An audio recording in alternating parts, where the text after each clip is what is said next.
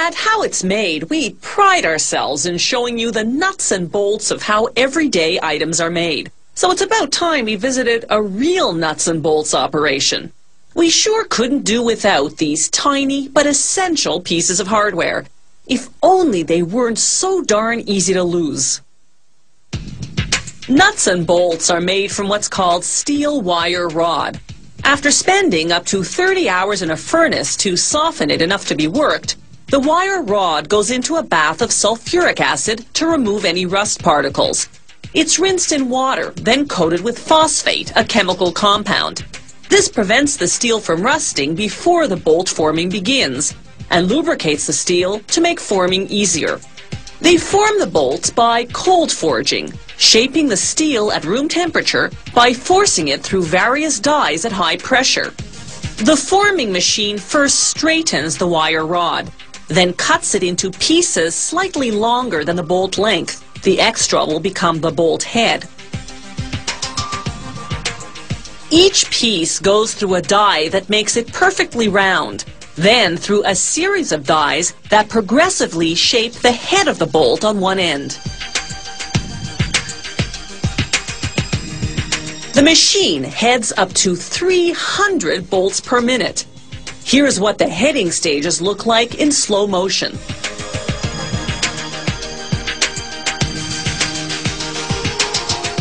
This die creates a slight collar. The next one turns it into a round head.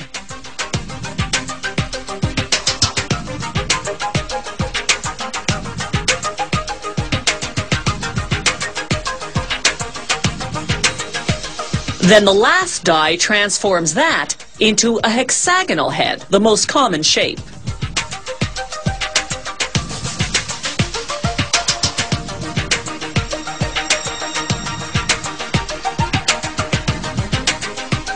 Next, the machine forms the opposite end of the bolt.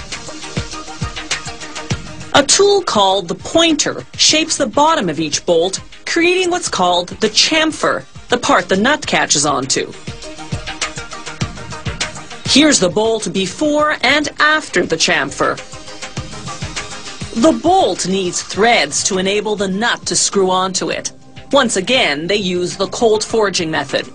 High-pressure rollers press in the thread pattern, as we see here in slow motion.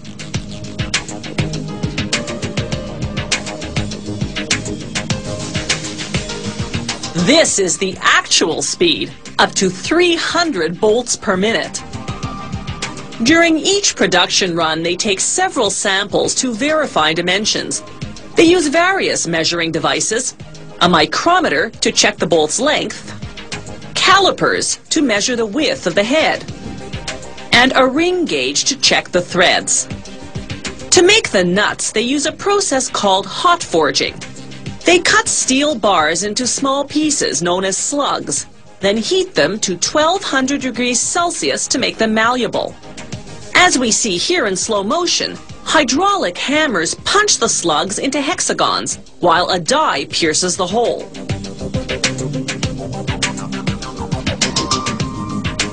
Then a tool called a tapper drives into the hole to cut the threads.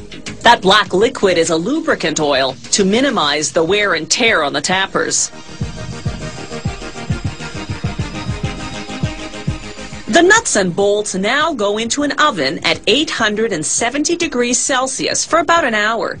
This gives them the required strength. Then a rapid cooling in oil for 5 minutes solidifies the steel's internal structure. By now, the steel is hard but brittle, so they heat the nuts and bolts for another hour. This removes their brittleness, yet maintains their strength.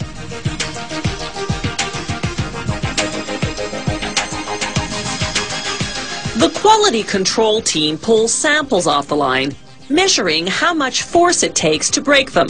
If a bolt meets its minimum strength requirement, it passes inspection, provided the break occurred in the threading, the weakest part. Finally, packaging, labeled among other things by size and grade.